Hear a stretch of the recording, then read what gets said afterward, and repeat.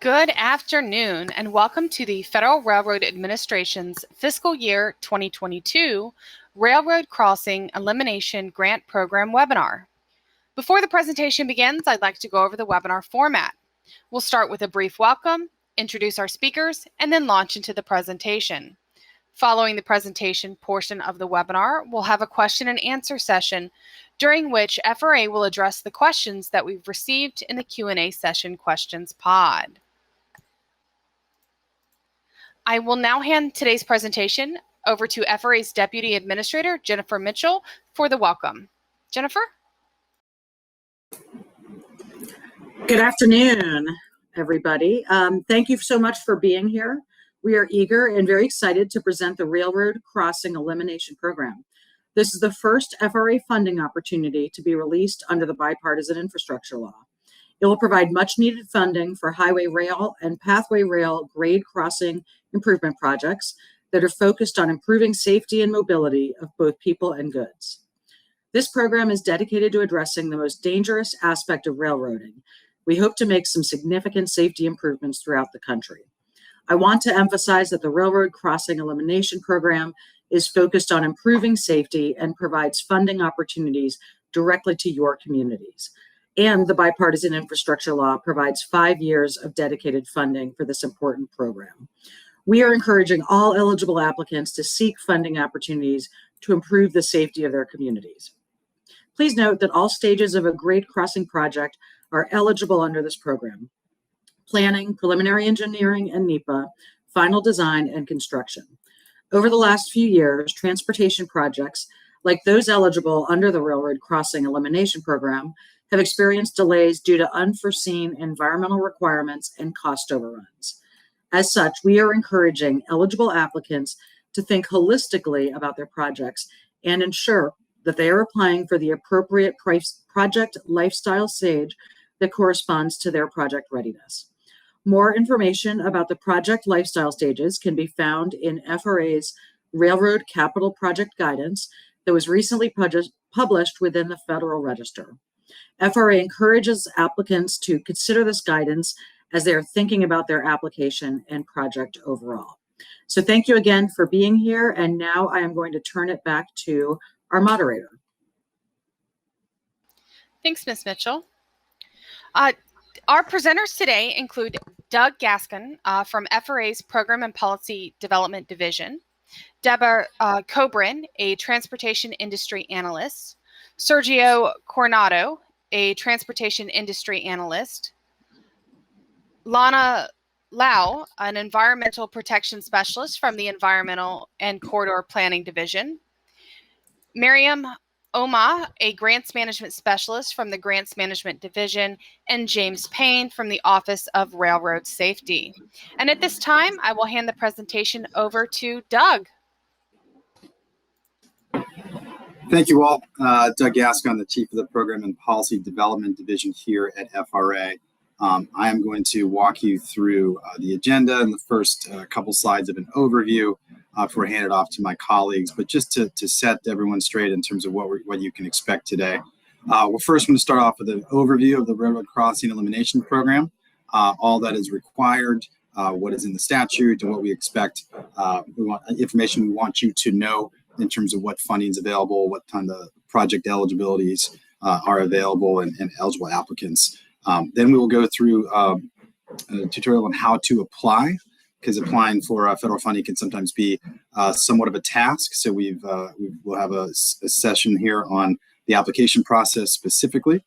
And then we'll move into best practices. And this is pretty important. We've learned a lot of lessons over the years from the past few funding cycles. And so we want to take those lessons and make sure that we're providing the best assistance to all potential applicants out there. So we'll focus primarily on the project narratives, statement of work, which go with the application, as well as the environmental readiness. And Lana will talk about the requirements there. And then we'll leave some time for question and answers at the end. So just in terms of an overview of the Railroad Crossing Elimination Program, the purpose is pretty simple and pretty focused. It's to fund highway rail, pathway rail grade crossing improvement projects that focus on safety and mobility. This is a wonderful program that is dedicated to really the most dangerous aspect of railroading, and it's nice to see a really significant pot of money available from the Congress to sort of really focus in on this issue. And in terms of this particular NOFO, we published it on July 6th, 2022, and we are making $573 million available for grants. Applications are due by 5 p.m. Eastern Standard Time on October 4th. That's a hard deadline. So please, read this NOFO carefully. Listen to this webinar. It will be recorded and posted on our website in case there are some things you want to revisit.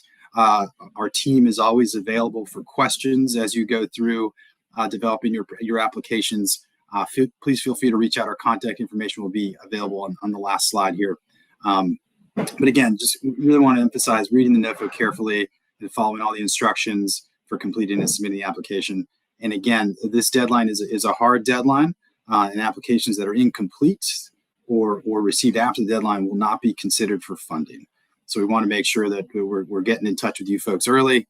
We just published it basically a week ago. There's a 90-day window.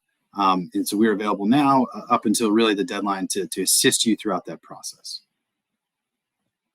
And in terms of funding, this program is pretty unique. It's got a number of different set-asides and purposes here within the sort of broader scope of grade crossing safety.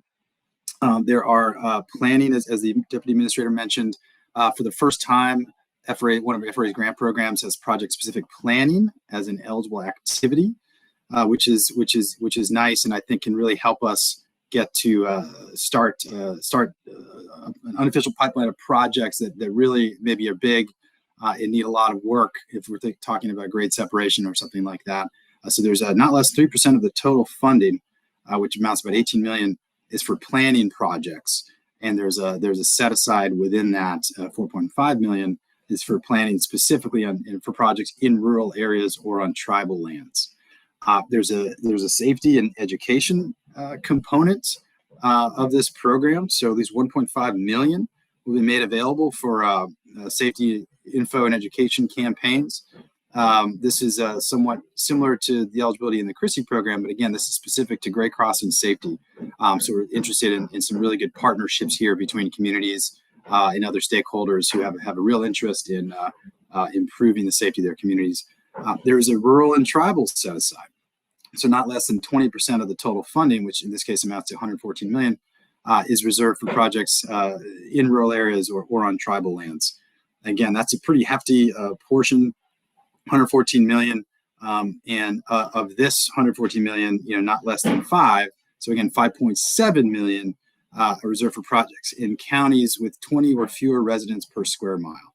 Now, if that's confusing, don't worry about all of these set-asides.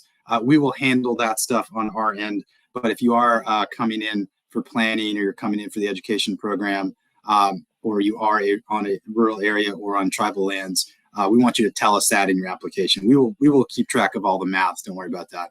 But we want to make sure that you guys are aware of the different sort of set-asides here. There's a couple other grant conditions here. There's no grant should be smaller than $1 million. However, that does not apply to planning grants. So planning grants can come in for under that threshold. And there is one more thing I really want to note before I turn it over to my colleague, Sergio, is that there's a state limitation in this program. So that's not to an entity, that's just to the state overall. So no more than 20% of total funding, which again is $114 million, under this NOFO can be selected for projects in a single state. So I just want that to sort of help with the coordination with like local governments and state DOTs and stakeholders in your state and your region, just to understand that there's that limitation there. We don't want that to hinder any interest in the program, but again, I think this is a desire to have this program be available and investments made across the country.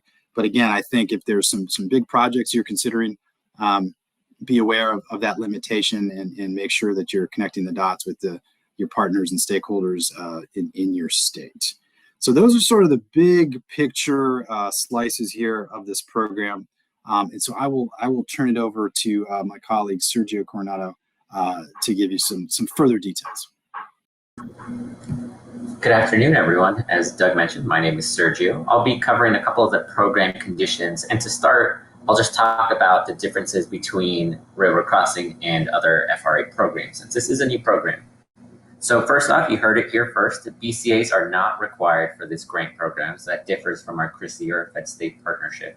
However, though, if you are going to apply using this application for CRISI, which you're able to do, you're still required to submit a BCA, but that's just if you're applying for CRISI.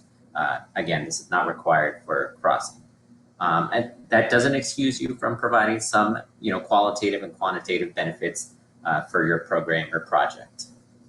Pre-award costs. So one neat thing about this program is that some preliminary engineering costs are associated with the eligible project are eligible, for pre-award, as long as it's incurred before project selection and no earlier than November 15th, 2021. So that's the date of bill enactment. And they also have to be compliant with 2 CFR Part 200 and meet the requirements of our program as well.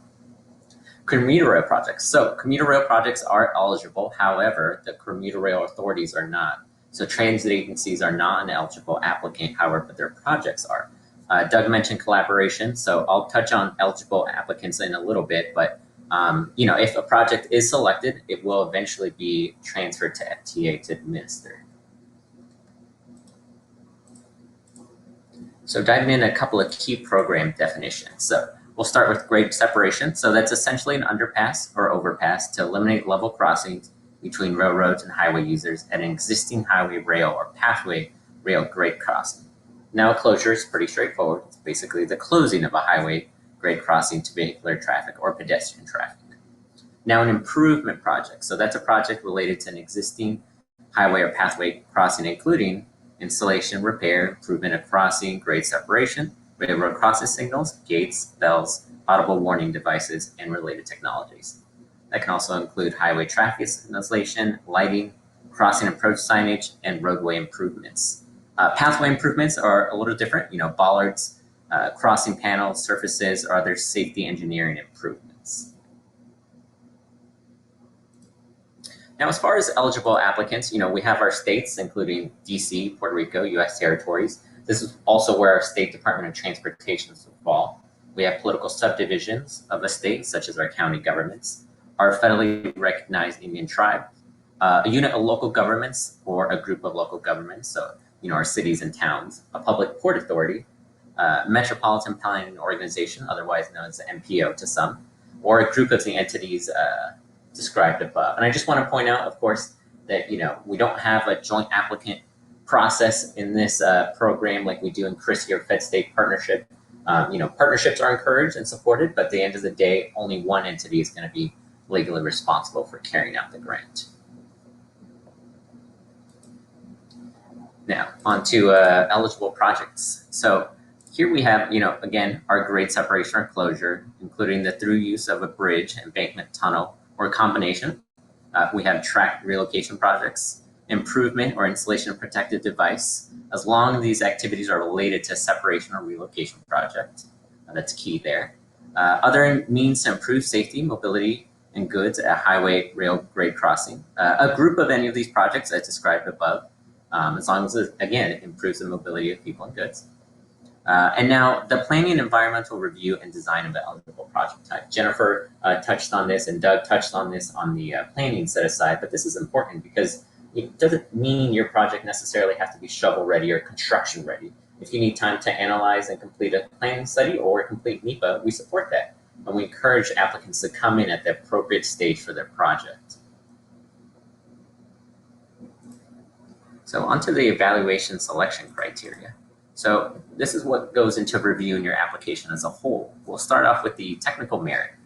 We review the quality of your statement of work in the application materials, such as your narrative, the readiness and completion of prerequisites, such as NEPA, applicant past performance, technical capacity, and financial contributions, looking at whether you've completed similar projects of a similar scope in the past, whether they're state funded, funded by FRA or another federal agency. Private sector participation, how much of that match is coming from the private sector. Qualifications and experience of key personnel and organizations, pretty straightforward there. And consistency with planning documents. The freight investment plan component of a state freight plan or a state rail plan or a state highway grade crossing action plan. Where do you fall within that area? Project benefits. So obviously we have improvements to safety at a highway, pathway, rail grade crossing. Proposals to grade, separate, eliminate, or close one of these crossings. Improvements to the mobility of both people and goods. Reductions in emissions. Protects the environment, of course, providing community benefits at the same time. Improvements to access emergency services. Improvements to access community economic benefits. Contracting incentives to employ local labor to the extent permissible under federal law. And when you're addressing each component to the best of your ability, make sure to provide as much quantitative and qualitative information as possible. Simply saying that your project will increase safety with no background information or data to back it up won't do you any good and make your applications competitive. But I won't dive too much into best practices, as it'll be covered by my colleague Deborah later. So now jumping into the selection criteria, specifically the departmental goals. So regarding safety, we encourage our applicants to submit safety justifications for a project that relies on metrics and data. And we have some sources here. We have gradedeck.net, the National Risk Index, safety metrics found in 49 CFR Part 222, FRA Grade Crossing Incident Dashboard. And these are all available on our website as well. So no need to go searching for them too hard. And then we also have equitable economic strength and improving core assets. So to the extent that this project will help long-term job creation and result in good paying jobs. We have equity and barriers to opportunity. So how the project improves or expands transportation options and mitigates the safety risks. Climate change and sustainability. How does this project help reduce emissions, promote energy efficiency, and increase resiliency? And transformation of our nation's infrastructure. So balancing new infrastructure for increased capacity with the proper maintenance of aging assets as well. And then we have our program preference for grade separations, closing crossings through track relocation and quarter-wide grade crossing improvements. I'll just take a second to talk about Buy America. Of course, with the enactment of FRA has new requirements enacted by the BABA Act, otherwise known as Build America, Buy America. So for FRA-funded projects, we have the steel, iron, construction materials, manufactured goods must be produced in the U.S. FRA Buy America applies to materials purchased with FRA funds and non-federal funds. And we ask that you consider these requirements in your project planning, design, and budget as well. Requirements on all procurement documents and obtain necessary certifications to document compliance as well. Waivers are granted in very limited circumstances, and just for your awareness, can result in significant delay. You can always find more information on our website as well that covers more in depth about Buy America. So at this point, I'll go ahead and hand it over to my colleague, Miriam.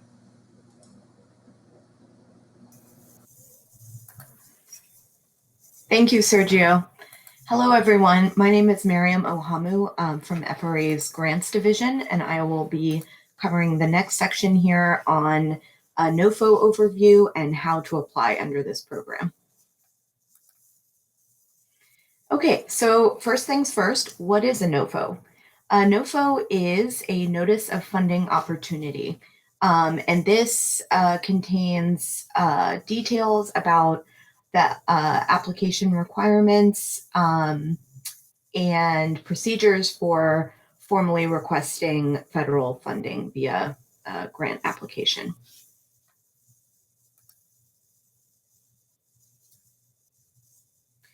Key elements of the Nofo are as follows. A Nofo consists of a program summary, key dates, required documents, addresses, FRA contact information, and a table of contents, which includes a program description, federal award information, eligibility information, application and submission information, application review information, federal award administration, and federal awarding agency contacts.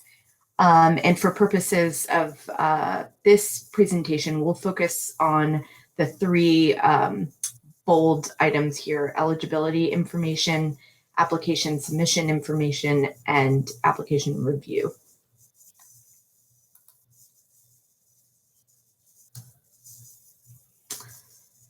To find information about FRA's grant programs, particularly this one, Railroad Crossing Elimination Grant Program, please look at FRA's Discretionary Grant Programs webpage.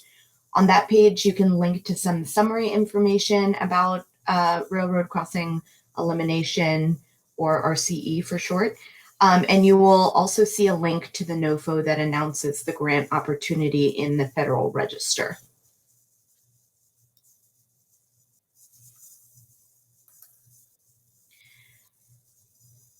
The RCE Nofo was published in the Federal Register on July 6th. Note the application due date of October 4th. Also, you can jot down for future reference the CFDA, which is the Catalog of Federal Domestic Assistance number for this program is 20.327 for future use in the application process.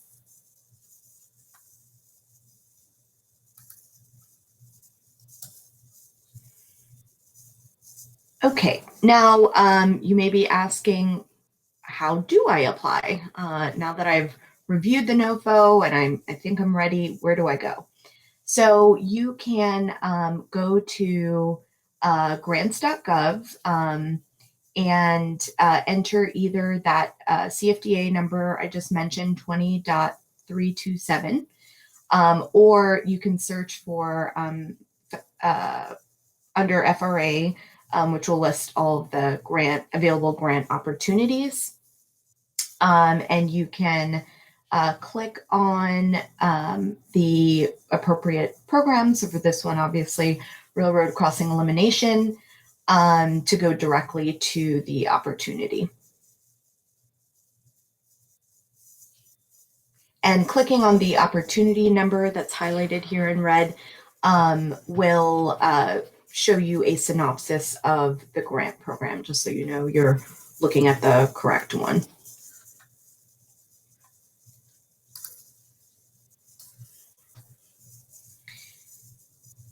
And the synopsis, again, is available on grants.gov, as I mentioned. It provides summary information about the opportunity, and you can also begin your application in grants.gov via this page.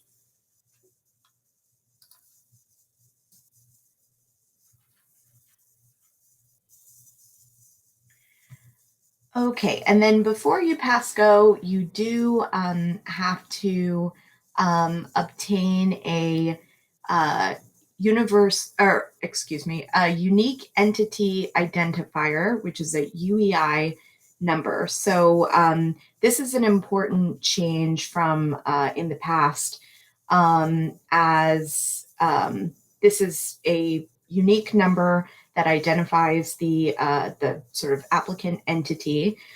This was formerly known as a DUNS number for those who have perhaps applied for opportunities in the past. So the UEI was rolled out on April 4th, 2022, and the DUNS system was retired.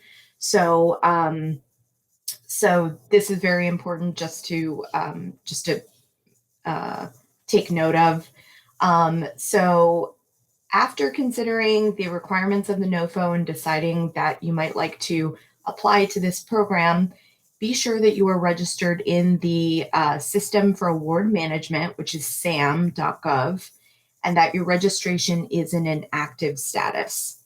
The SAM registration may take 2 or more weeks, so just bear that in mind.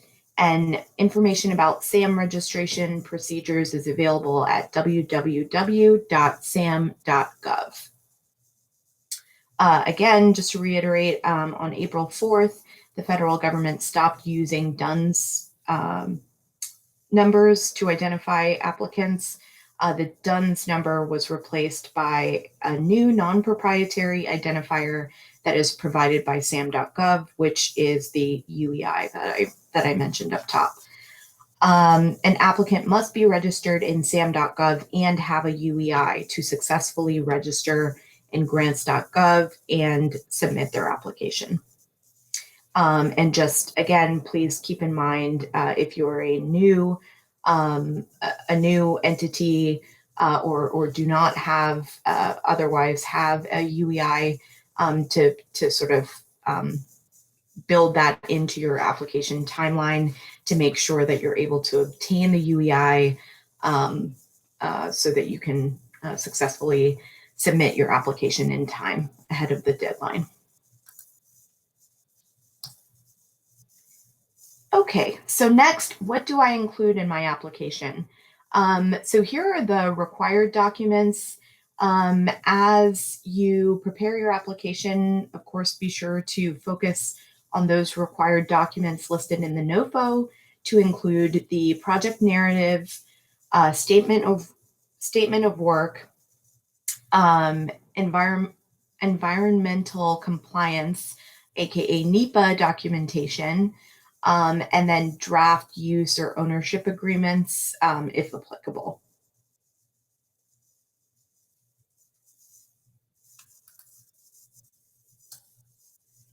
Other required forms, again, they will be available on grants.gov, but here are some of them. I won't read them all out, but they're standard forms for either construction or non-construction projects, financial capability questionnaires, assurances and certifications, etc.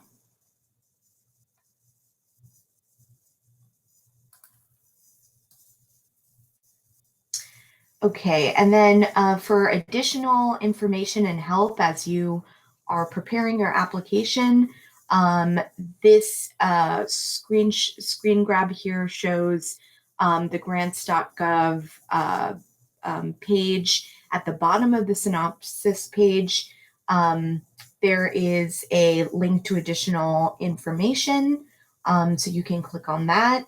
The synopsis provides summary information about the opportunity. You can also start your application there in grants.gov. And then there is also at the bottom a link to technical support via grants.gov's customer support function on that same page.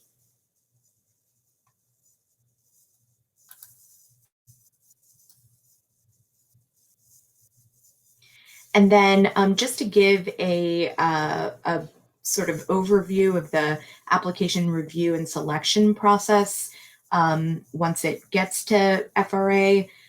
So step one is intake and eligibility,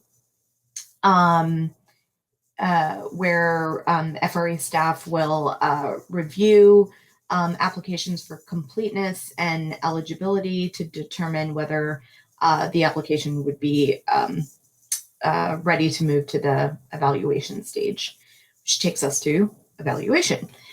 Each complete and eligible application is evaluated by a panel of DOT subject matter experts using the evaluation criteria from the Nofo.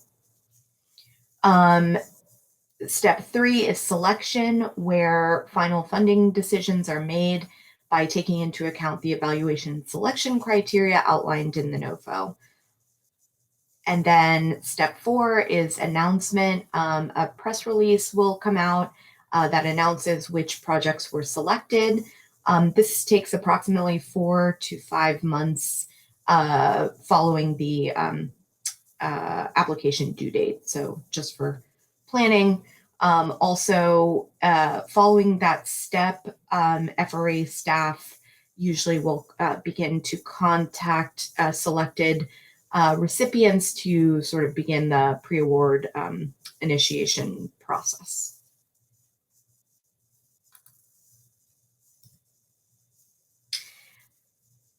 So finally, to understand the bigger picture of the grant application process, from Nofo announcement to grant obligation, you're welcome to visit FRA's Competitive Grants Application Process webpage. The webpage features a helpful pop-out flowchart that illustrates the various application process steps, and it looks very snazzy. Thank you for listening. Next, I will turn it over to Deb Cobran to cover the following section. Thanks, Miriam. So I'm here to talk about best practices, and these are really the things we have learned over the past sort of 6 years living with, the CRISI program and some of our other grant programs. And so first and foremost, I can't stress enough, read the Nofo, read it again, read it one more time. If you're someone who likes to print out documents, do that. I personally use 2 different colored pens and a highlighter. But everyone's got their own system, but I cannot stress enough, if there's one thing you really remember from this best practices piece is please read the Nofo. It goes through the criteria for eligibility and selection, a number of the elements we've already gone over today. And then I want to note a few focus areas where we've seen some challenges with applications that haven't been selected. And that's the project narrative, statement of work, and environmental readiness. And those happen to be the 3 elements we're going to talk about today. So for the project narrative, the narrative is really the core of your application, and it's the primary document our reviewers will use to understand your proposal. And keep in mind that our reviewers range of a wide variety of subjects, and they may not be familiar with your project or your type of project. So I'm going to go through this outline. Please know you will have all these slides after the fact. So, but really the outline, we're looking for you to structure it based on what's in the Nofo, which is why I said read the Nofo a few different times. Include all the elements and adhere to the 25-page limit. If you happen to be under 25 pages, that's perfectly fine. There's no need to use all 25 if your project doesn't need it.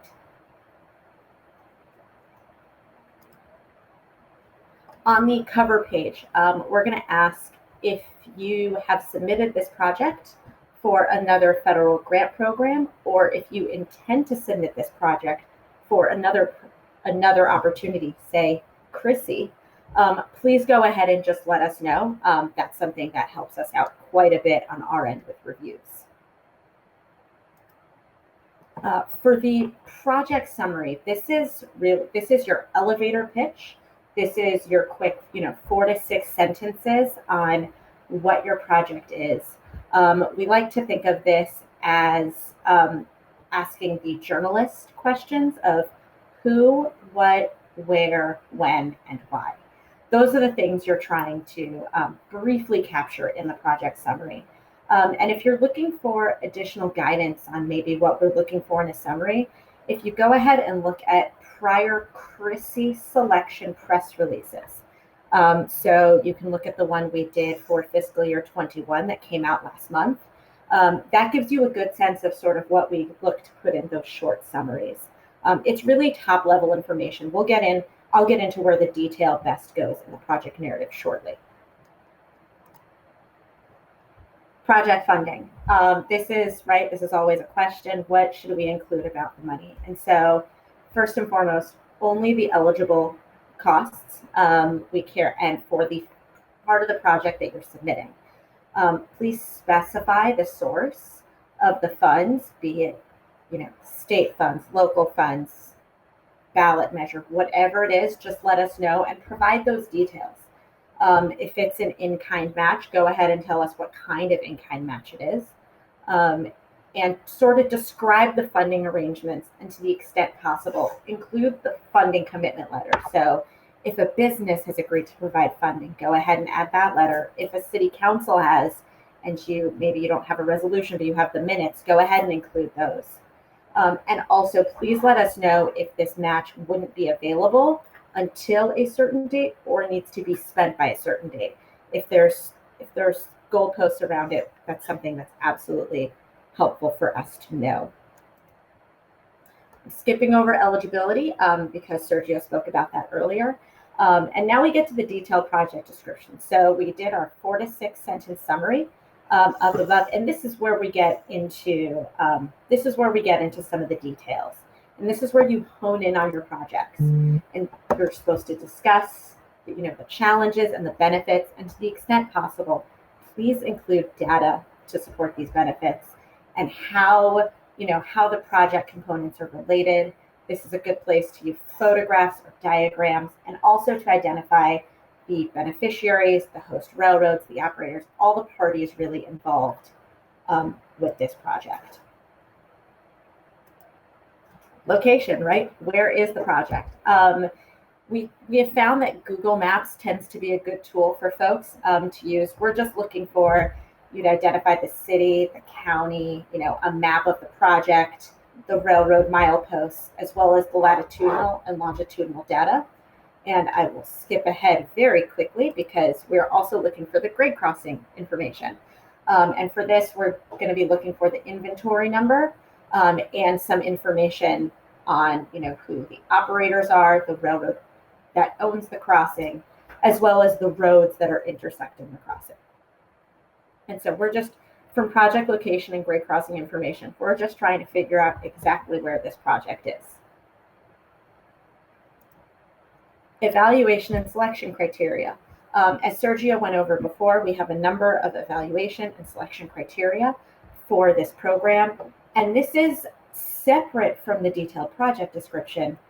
This is where you get to write your own evaluation. This is where we want you to sell your project and for you to tell us how your project is meeting all of these criteria. And it's okay to be repetitive with prior sections because we really want you to lay it out and quantify the benefits wherever possible.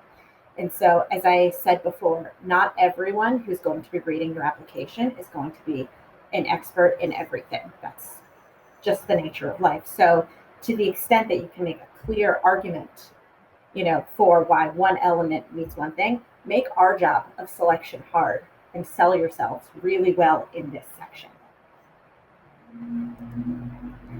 We're also looking for information on the safety benefits. So any safety justifications that you have on standardized objectives, metrics, and data, some of which Sergio went over earlier, is absolutely helpful because it strengthens your argument. We have project implementation and management. And this is where we're looking to get a sense of, on a base level, can you handle administering this grant? And so if you can note places where folks have experience in managing or overseeing similar projects, including FRA, DOT funded, or state funded, or county funded, just whatever sense you have, go ahead and give us that sense of prior experience managing grants. And then also go ahead and include expected arrangements for contracting, contract oversight, risk management, and conformance with federal requirements. And I realize that's a mouthful, but really what we're trying to get out of this section is, have they managed grants before, and do they know how to manage grants, or is there a technical capacity that we're confident that can manage grants? And the last piece we have down here is environmental readiness. And these are just a few notes. And again, every project is going to be different, applications are going to be different, but if NEPA is complete, we're looking for a copy of the NEPA document or a link. If NEPA is not started, we're looking for a detailed project description and description of the setting and the land use. And if NEPA is underway, please provide us with a current status, expected completion date, and the type of document. And identify other environmental permits or approvals that may be needed, and also provide current status, expected completion date, and a copy of that permit or the approval. Again, the environmental readiness section is really just give us the best sense of where things are at. Moving on to the statement of work. We have a number of, we have statements of work templates on our website for statement of work, the schedule, the budget, and performance measures. I strongly encourage you to go ahead, take a look at these, download them, and really use these templates. These templates include the information we're looking for. And that one should work. And then just a few things to keep in mind for the statement of work. Try to be logical and break things into tasks that can be associated with elements of your budget. The statement of work is really the draft for what you would like to use the funding for. And the goal here we're trying to get at really is, after reading a statement of work, even a novice should understand the project, the key tasks, the costs, and how long it's expected to take. So we also encourage, if you're going to use acronyms, tell us what those acronyms are, or maybe trying to use simpler language. And we understand that statements of work can be updated following selection, so do the best you can. We recognize that things change every day, but the statement of work submitted should be, the best foot forward as of October 4th, or maybe October 3rd, because I will never ask anybody to submit application on the last day of the deadline. And for the environmental readiness piece, I'm going to hand things over to Lana. Thank you. Hi, everyone. My name is Lana Lau. I'm a Supervisory Environmental Protection Specialist with FRA. So in talking about environmental readiness, I just wanted to make sure that you understand that when we review these applications, we're looking to determine your project's readiness to proceed to obligation by the deadline. And so we had a question earlier as to whether NEPA applies in certain circumstances, and NEPA is triggered by the use of federal funds or some type of federal approval action. And therefore, all of these projects will be subject to the requirements of the National Environmental Policy Act.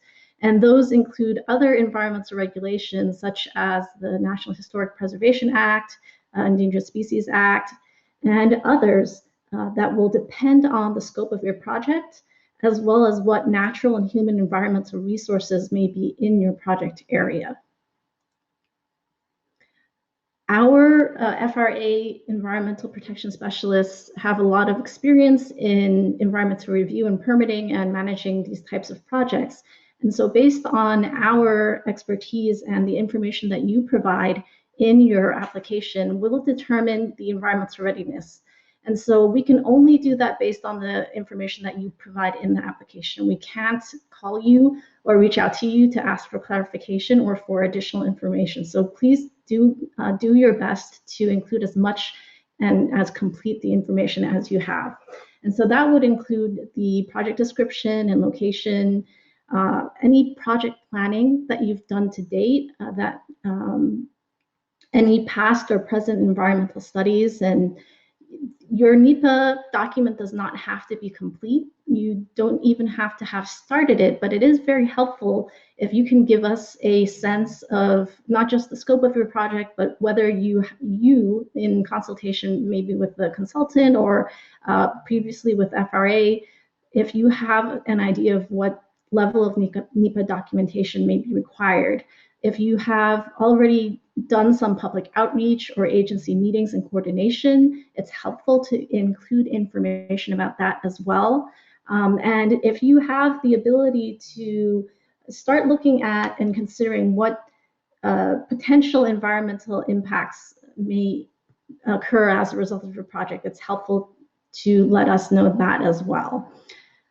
And then, of course, if you know of any local, state, or federal permits and other types of approvals that might be needed for your project, it's important to include those as well, so that we really have the best chance of taking a look at your project schedule and determining whether it's reasonably achievable. If your project could be eligible for a categorical exclusion, you can consider providing a draft categorical exclusion with your application. And there is a list of FRA CEs at 23 CFR 771.116. And so an example of an activity that would be covered typically under categorical exclusion would be repair or maintenance of an existing railroad facility where you're not really changing the existing character of the facility.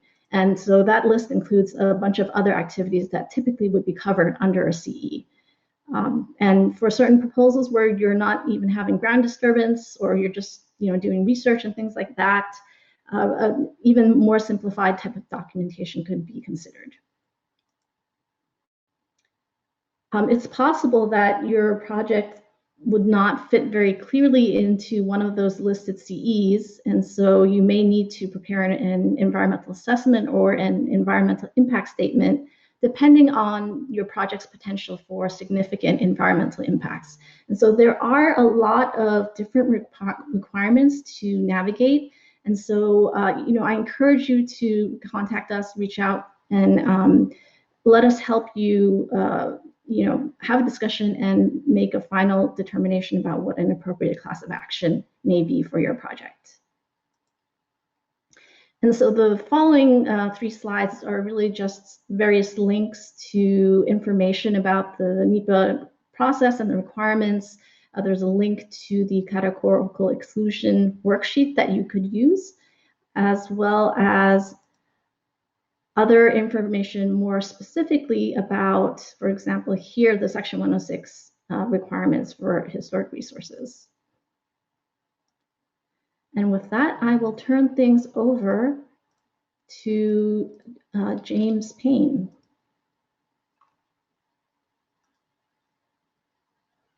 Good afternoon, everybody. So an additional resource that you can use when building your case for your grade separation or safety is block crossings. It seems to be everybody's favorite subject lately. Block crossings are becoming a big issue throughout the country. Longer trains, more operations, less train crews at times, and really the city growing up around the railroad tracks has led to this epidemic of block crossings that's going on throughout the country. And so one of the ways that you can get in there and kind of help build your case and help us build our database is to go into the block crossing portal. Now, we've had this open for about 3 years now, December of 2019. We've collected upwards, I think, of 40,000 block crossing complaints throughout the country. And what we do is we report this information back to Congress every year in our report to them. And we let them know, that, hey, these areas are being reported, and show them what the trends are when it comes to block crossings reported.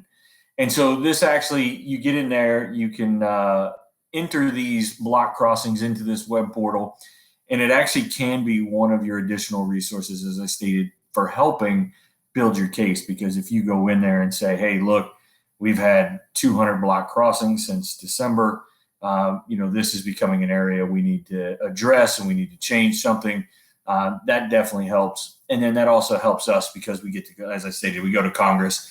Congress may take some action, they may not. We don't know yet.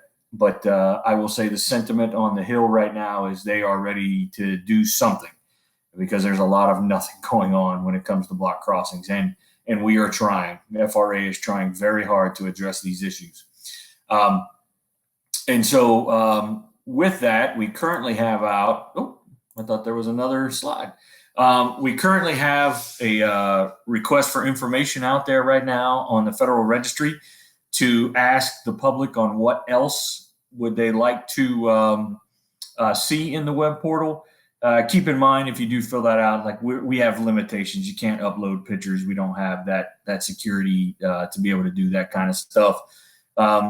But is there other information that could be collected within that portal that we're not thinking of, or something we're not collecting that you think we should be? This is a good time to do it.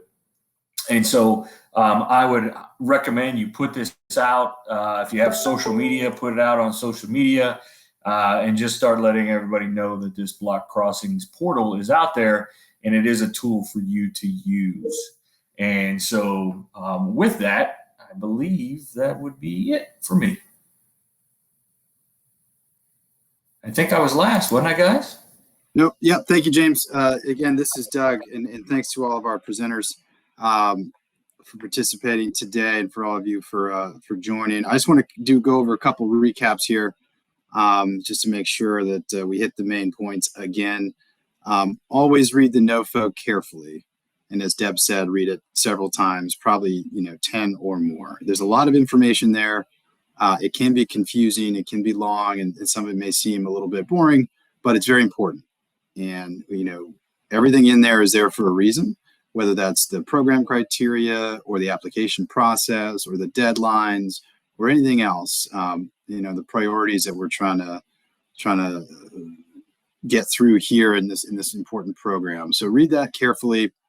I think it seems like the clock may be ticking since the Nofo was published. Again, 90 days. We think that's enough time. We're always available for questions. But again, that Nofo is your best resource to understanding how best to position your application if it's eligible to receive funding. Again, determine what a successful project looks like. The more detail, the more specifics you can provide, both in what you're doing and what you hope to achieve. That's very important for us. If we have to search around in your application to understand really the benefits, and that won't be the most competitive. Ensure you submit all required documents. This is a deal breaker. If your application does not require every single required document or form, and we spell these out in the Nofo, we also point to where they can be found. If they're not in grants.gov, they might be on our website. If your application does not include every single one of those, it will be incomplete and will not be reviewed. So pay very close attention to the required documents section. And again, address specifically the evaluation selection criteria. I think there's a lot of importance here for us to be able to understand your project, not only what you're doing, but what you hope to get out of it, what the impact will be in the community, the surrounding area, what the impact will be to the traffic, whether that's vehicular or rail or pedestrian. Be very, very clear in addressing each one of the evaluation selection criteria, because that really helps us understand, what we would be investing in should this department choose to award your grants, an award grant to give you a grant. And again, make it easy to read and evaluate. Follow the structure for the project narrative in the Nofo. That helps us understand and sort of organize applications. Follow that very closely, and don't bury key points. Some of this stuff may seem obvious because you're in this world, you've been living with this project, and now it's ready for funding, and you're hoping to get some funds from us. We may not be very familiar with your project or your crossing or your territory. So make sure that you highlight those key points. And if it sounds somewhat elementary, don't be afraid, because again, we may not know exactly the problem you're trying to solve. So make sure you highlight those key points, make those very clear so we understand really the problem you're solving and how this funding could help resolve that. Funding in budget amounts, make sure these are consistent. We request some funding tables in the narrative, as well as the SF424 form, which is sort of the initial application document. Make sure all those numbers are consistent and aligned. We want to make sure that we have very clear cost estimating for each one of the tasks, each bit of scope in your project. And we want those broken down by, the federal request, the non-federal match, if there's funding included from other partners, other stakeholders.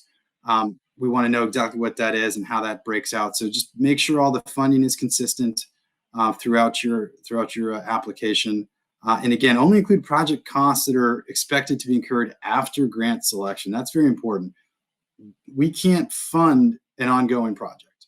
We would need to fund a new project or the next stage that is yet to be funded.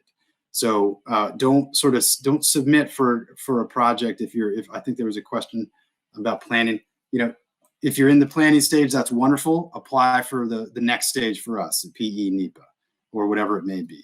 So make sure that what you're asking for here is new scope, new project, or at least a new stage of the project that has yet had any expenditures associated with it. Because in many cases, except for the preliminary engineering, in a very limited scope, would be eligible as a pre-award cost. So I just want to make that clear. And again, key partners, whether that's the infrastructure owner, the local community, the state DOT, whoever it may be, any agreements that you have or will need to have, indicate if they are in place. If they are not in place, provide us a status update on where the status of those negotiations and how quickly you think those agreements could be finalized if selected for a grant. That's all important information as we understand project readiness and understanding how quickly we can get a grant obligated. And letters of support are extremely important, not just from other project partners, but the community and other effective stakeholders. That really helps us understand the importance of this project to that area, to that region, and to the people who it's meant to benefit. So include those as much as you can, and sort of somewhat obvious, or someone maybe not so obvious, but have an objective cold reader review your final document before submission. And again, that sort of helps maybe catch some things that you might want to highlight a little bit more, sort of those key points. Again, if people aren't totally familiar with your project the way you are, it helps to be a little more loud and blaring in some cases to make that really that key point. So sometimes having someone who's not in the weeds of your project can help bring out sort of somewhat more of a story and help us understand exactly what you're trying to achieve. And I just be remiss if I didn't sort of go over the typical grant life cycle and timeframes associated with seeking federal funding. These are ranges here in the general sort of stages of our life cycle. We are currently in the pre-selection process, which really isn't even on this chart here. This one really begins at award. So if you're lucky enough to be selected for an award, the clock starts ticking then. You would be in the pre-obligation phase. Again, a range of time here. It is depending on the application, the applicant, and project specifics, but generally anywhere from at least 6 months to potentially longer to get that agreement in place. That agreement includes the scope, schedule, and budget, performance measures. If those 4 things sound familiar, those are the 4 templates of the statement of work. Very important that the more detail included in those, the better we understand your project. And if selected, the faster we can get to obligation. So again, the more detail you provide on the front end now at the application period helps us get to obligation faster. There's also the terms and conditions that are standard with with federal funding awards, and NEPA requirements, as Lana spoke to, what may be necessary to complete before we can obligate that grant. So then again, post obligation, this is really dependent on the project itself. Could take 2 to 5 years. It could take longer. It could take shorter. Just again, depending on that. That is the active part of the grant, where FRA works closely and monitors your progress and sort of reimburses the expenditures as you go.